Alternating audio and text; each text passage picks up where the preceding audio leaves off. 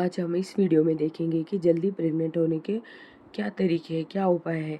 सबसे पहले मैं आपको ये बताना चाहती हूँ कि अगर महिला की उम्र 35 साल से कम है, उन महिला को कम से कम 1 साल तक अपने प्रेगनेंसी के लिए नेचुरली ट्राई करना चाहिए।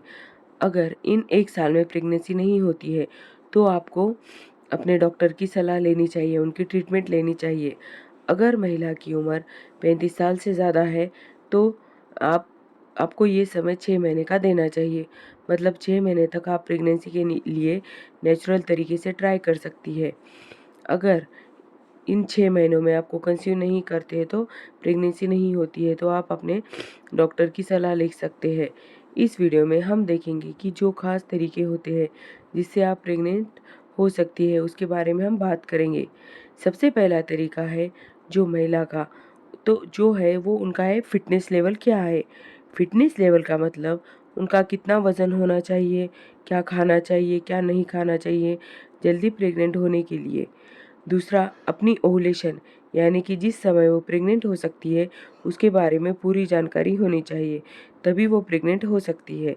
और तीसरा, अगर आपको इंटरकोर्स के समय कुछ परेशानी हो रही है, उसके उपचार जानना आपके लिए बेहद ज़रूरी है जल्दी प्रेग्नेंट होने के लिए।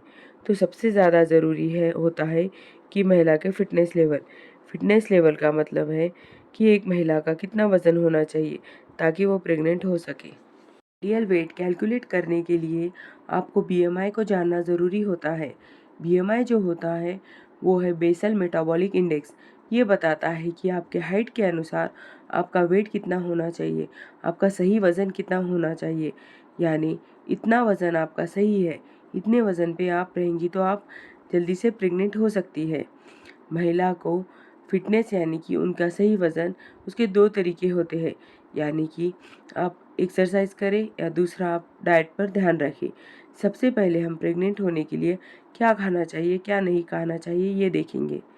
हमें एक बैलेंस्ड नियमित डाइट लेनी चाहिए। बैलेंस का मेरा मतलब है कि प्रोटीन की मात्रा ज़्यादा होना चाहिए, जो शुगर फैट है उसकी मात्रा आपके खाने में कम होनी चाहिए। आपको कम तेल में खाना बनाना चाहिए और ज़्यादा पानी पीना चाहिए। आप क्या खा सकते हैं? आप प्रोटीन युक्त सभी चीज़ें खा सकते हैं। आप दालें खा सकते हैं। अगर आप नॉनवेज खाते हैं तो कोशिश करें कि मीट कम लें। आप चिकन ज़्यादा खा सकते हैं, अंडे खा सकते हैं। कोशिश करें अपने डाइट में फ्रूट्स की मात्रा और सब्जियों की मात्रा ज़्यादा रहे। अब आपको क्या नहीं खाना चाहिए ये हम देखेंगे। आपको चीनी बिल्कुल नहीं खानी चाहिए। आपको कोशिश करनी है कि आप हफ्ते में 1 से 2 बार ही चावल का सेवन करें। तीसरी बात आपको याद रखनी है कि आपको तला हुआ नहीं खाना चाहिए। आपको मैदे से बनी चीज़ें बिल्कुल अवॉइड करनी है। मैदे से बनी चीज़ें जैसे कि क्या होती है? जैसे कि प्रोसेस्ड फूड, जैसे कि biscuit, pasta, pizza, cake, burger, ये कई बार हम खा लेते हैं, बट इसकी वजह से हमारी जो फिटनेस लेवल है उस पर बुरा असर पड़ता है, हमारे हार्मोन के ऊपर बुरा असर पड़ता है और प्रेग्नेंट होने में समय लग सकता है। जैसे हम फिटनेस की बात कर रहे हैं, पहले हम खाने पीने की बात कर रहे हैं, अब हम एक्सरसाइज की बात करेंगे। एक्सरसाइज मेरा मतलब है कि दिन में कम से कम आधा घंटा ज़रूर एक्सरसाइज करें। आप योगा कर सकते हैं, आप आसपास के बगीचे में सैर कर सकते हैं। आपको ऐसा नहीं करना है कि आप दिन भर बेड पर लेटे रहे। ऐसा करने से आपका आलसीपना की वजह से आपका फिटनेस लेवल कम होगा, आपके हार्मोन के ऊपर भी इसका बुरा असर पड़ेगा और प्रेगनेंसी रुकने में दिक्कत आएगी। हाँ, इस बात का ज़रूर ध्यान रखिए। एक्सरसाइज का मतलब ये नहीं कि आप बहुत ज़्यादा एक्सरसाइज करें, आप बिल्कुल ही जिम में लगातार एक्सरसाइज करते रहे या योगा के गुरु बन जाए, ये नहीं होना चाहिए। क्योंकि ज़्यादा एक्सरसाइज करने से भी आपको हार्मोन पर बुरा असर पड़ सकता है। हेल्दी बॉडी के साथ एक दूसरा और एक तरीका होता है जल्दी प्रेग्नेंट होने के लिए, वो है कि हेल्दी माइंड। हेल्दी माइंड मेरा मतलब है कि आपको टेंशन, एंजाइटी, स्ट्रेस बिल्कुल नहीं लेना है। हो सकता है आपके फैमिली वाले, फ्रेंड्स या आसपास के लोग आपसे बार-बार पूछते होंगे कि आपकी प्रेगनेंसी नहीं रुकी है, आप जल्दी प्रेग्नेंट नहीं हो रहे हैं, तो आप इस बात का स्ट्रेस ना लें। इस परेशानी से दिमाग में लेंगे तो आपको प्रेग्नेंट होने में परेशानी हो सकती है। इसलिए जल्दी प्रेग्नेंट होने का सही तरीका है, आप अपने माइंड को स्ट्रेस फ्री रखिए ताकि जल्दी प्रेगनेंसी कंसीव हो जाए। क्योंकि आप स्ट्रेस लेंगे तो आपके फीमेल सेक्स ऑर्गन पर भी बुरा असर पड़ेगा, आपकी प्रेगनेंसी में और भी दिक्कतें आ सकती है। फिटनेस की बात हम कर रहे हैं तो हम एक बात ध्यान में रखनी चाहिए, अपने डाइट में हमें मल्टीविटामिन लेने चाहिए। मल्टीविटामिन का मतलब है उसमें सारे विटामिन्स होने चाहिए, जिंक होना चाहिए, सेलेनियम होना चाहिए, मैग्नीज होना चाहिए। अगर आप रोज़ दिन में एक बार ये टैबलेट खाने के बाद खाएंगे तो आपको जल्दी प्रेग्नेंट होने में सहायता मिलेगी। आप सुप्राडीन ले सकते हैं या जिंकोविट की भी टैबलेट ले सकते हैं। इसके अलावा एक और दवा है आपका लेना ज़रूरी होता है, वो है फोलिक एसिड। फोलिक एसिड अगर आपको बच्चा होता है तो उसमें जन्म में कोई डिफेक्ट नहीं होगी। या आप बिलोंग एफ की टैबलेट ले सकते हैं या फोलविट की टैबलेट ले सकते हैं। आप ये गोली रोज़ एक सुबह नाश्ते के बाद प्रेगनेंसी प्लान करने के 3 महीने पहले से स्टार्ट करनी चाहिए और ये हमें जल्दी प्रेग्नेंट होने में मदद कर सकती है। इसके अलावा फिटनेस लेवल में आपका विटामिन डी ये भी नॉर्मल होना चाहिए। विटामिन डी की टैबलेट स्टार्ट करने से पहले आपको एक बार अपना विटामिन डी का टेस्ट करना चाहिए। अगर आपका विटामिन डी लो आता है तो आप कैल्सीरॉल की सैचेट ले सकते हैं। ये कैल्सीरॉल की सैचेट जो है इसमें विटामिन डी का पाउडर होता है। इसको आप एक ग्लास दूध में 8 दिन में एक बार सेवन करेंगे तो आपको ये प्रेग्नेंट होने में मदद करेगी। जल्दी प्रेग्नेंट होने के लिए दूसरा तरीका है, जो महिला अपने ओव्यूलेशन को पूरी तरीके से जानकारी होनी चाहिए। ओव्यूलेशन क्या होता है? ओव्यूलेशन हमारे मासिक चक्र का वो समय होता है जब अंडा और शुक्राणु दोनों भी तैयार होते हैं प्रेगनेंसी और उस टाइम प्रेगनेंसी के चांसेस बढ़ जाते हैं। तो बहुत सारे कपल को ये गलतफहमी रहती है कि पूरा महीना कभी भी हम रिलेशन रखेंगे तो हमें प्रेगनेंसी कंसीव होगी। तो ये गलत है। पूरे महीने में कुछ दिन ऐसे होते हैं जिस दौरान आप रिलेशन रखते हैं तो प्रेगनेंसी रुकती है और ये जो समय होता है जिस समय को हम फर्टिलिटी पीरियड कहते हैं, क्योंकि इस समय के दौरान आपका ओव्यूलेशन होता है। बहुत सारे लोगों का ये भी क्वेश्चन रहता है कि हमने रिलेशन रखा और उठने के बाद सारा स्पर्म बाहर निकल गया तो हम प्रेग्नेंट नहीं हो सकेंगे। ये सवाल बहुत कॉमन होता है जो सबके माइंड में आता है। तो आज मैं इसके बारे में बताती हूँ। देखिए कि जो हस्बैंड का सीमेन होता है वो एक पानी का माध्यम होता है जिसके अंदर स्पर्म यानी कि शुक्राणु होते हैं। रिलेशन के दौरान ये सीमेन जो होता है आपकी योनि यानी आपके वजाइना में उसको रिलीज होता है। इस सीमेन के अंदर जो स्पर्म होते हैं वो तैर सकते हैं और वो वजाइना के सिक्रीशन और सीमेन के माध्यम से जल्दी जल्दी जो है वो बच्चेदानी के मुंह में के अंदर बच्चेदानी में प्रवेश कर लेते हैं। तो अगर आप सेक्स करने के बाद तुरंत उठते हैं और कुछ पानी निकल जाता है तो घबराना नहीं है, वो स्पर्म अंदर जा चुके होंगे। इसके अलावा फिर भी आपको ये डाउट है कि प्रेगनेंसी नहीं हो रही है तो आप रिलेशन के बाद बिस्तर पर आधा घंटा लेटे रहिए और आपको क्या करना है कि तकिया जो है वो कमर के नीचे लेना है।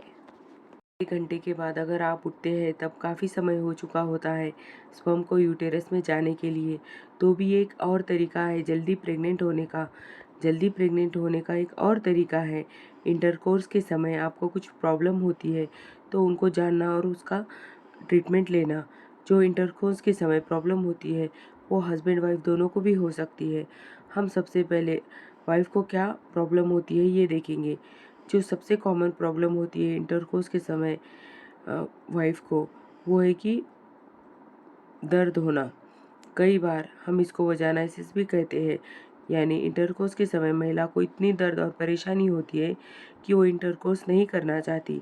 ज़्यादातर ये तब होता है जब आपकी नई नई शादी होती है या कोई भी साइकोलॉजिकल कारण हो सकता है, जैसे कि आप अपने हस्बैंड के साथ उस तरह का रिलेशनशिप मेंटेन नहीं कर पा रहे हैं। तो जैसे कि इंटरकोर्स का समय आता है, महिला बिना जाने ही अपने जो नीचे की श्रोणी के मसल को अपने आप कॉन्ट्रैक्ट कर लेती है और अगर इस समय आप इंटरकोर्स के लिए ट्राई करते हैं, आपके हस्बैंड पेनिट्रेट करने की कोशिश करते हैं तो आपको बहुत ही तकलीफ़ हो सकती है। जैसे कि मैंने आपको बताया कि ये एक साइकोलॉजिकल प्रॉब्लम होती है तो इसको इस समय हस्बैंड समझदारी से प्यार से डील करें तो वो अपने आप ठीक हो जाता है। और कई बार ये प्रॉब्लम ठीक नहीं हुई तो आपको साइकेट्रिक की भी हेल्प लेनी पड़ती है। कई बार जो इंटरकोर्स के समय जो दर्द होता है वाकई किसी जेन्युइन कारण से भी हो सकता है, यानी कि उस समय महिला को वजाइनल इन्फेक्शन हो। अगर ऐसा हो तो आप अपने गायनेकोलॉजिस्ट से सलाह ले सकते हैं। एंटीबायोटिक्स ट्रीटमेंट के बाद ये प्रॉब्लम ठीक हो जाती है। अब हम बात करेंगे कि पुरुष के अंदर इंटरकोर्स के समय क्या क्या प्रॉब्लम हो सकती हैं। वो या तो इरेक्टाइल डिसफंक्शन होता है, या प्रीमैच्योर इजैकुलेशन होता है, या लेट इजैकुलेशन हो सकता है। सबसे पहले हम इरेक्टाइल डिसफंक्शन की बात करते हैं। इरेक्टाइल डिसफंक्शन का मतलब होता है पेनिस के अंदर तनाव या वो इरेक्शन नहीं आ रहा रिलेशन के समय, और ये ज़्यादातर साइकोलॉजिकल कारण की वजह से होता है। या हो सकता है कि मेल के अंदर ये स्ट्रेस है कि रिलेशन के दौरान इरेक्शन कर पाऊँ या नहीं, परफॉर्म कर पाऊँगा क्या नहीं। तो इसमें आपको घबराना नहीं है। ये कभी कभी क्रोनिक प्रॉब्लम की वजह से भी हो सकता है। हो सकता है कि आपको डायबिटीज़ हो या कोई हार्ट डिसीज़ हो, तो भी ये चिंता ना करें। आप अपने डॉक्टर के पास जाकर डिस्कस करें, उसका भी इलाज होता है। बात करेंगे कि प्रीमैच्योर इजैकुलेशन। प्रीमैच्योर इजैकुलेशन को अगर मैं सिंपल लैंग्वेज में आपको समझाऊं तो 1 मिनट के अंदर ही अंदर पेनिट्रेट हो जाने के बाद आपका जो सीमेन है वो रिलीज हो जाता है। तो ये प्रॉब्लम पुरुषों को बहुत परेशान करती है, और इसका कारण जो होता है वो साइकोलॉजिकल कारण ही होता है।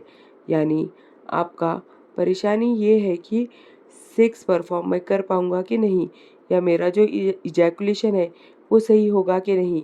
इसके लिए आपको डॉक्टर से मिलना चाहिए और सही ट्रीटमेंट लेनी चाहिए, और ये ठीक हो जाता है। तीसरी बात हम करेंगे लेट इजैकुलेशन की। लेट इजैकुलेशन भी एक परेशानी है, और इसका भी जो सबसे बड़ा कारण वो ये है कि आपके पेनिस इरेक्शन नहीं हो रहा है, या आपको सीमेन निकलने में रुकावट आ रही है।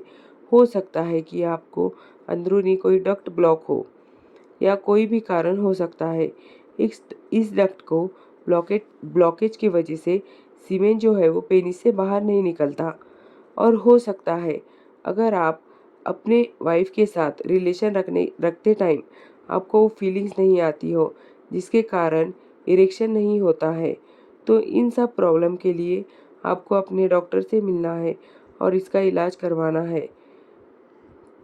तो एक बार ये प्रॉब्लम ठीक हो जाएगी तो आपको जल्दी प्रेग्नेंट होने में मदद मिल जाएगी। तो इस तरह आप देख सकते हैं कि जल्दी प्रेग्नेंट होने के लिए आपको कुछ तरीके मैं बताए हैं। होप आपको ये वीडियो पसंद आया होगा। अगर वीडियो पसंद आए तो वीडियो को लाइक, शेयर एंड चैनल को सब्सक्राइब कीजिए।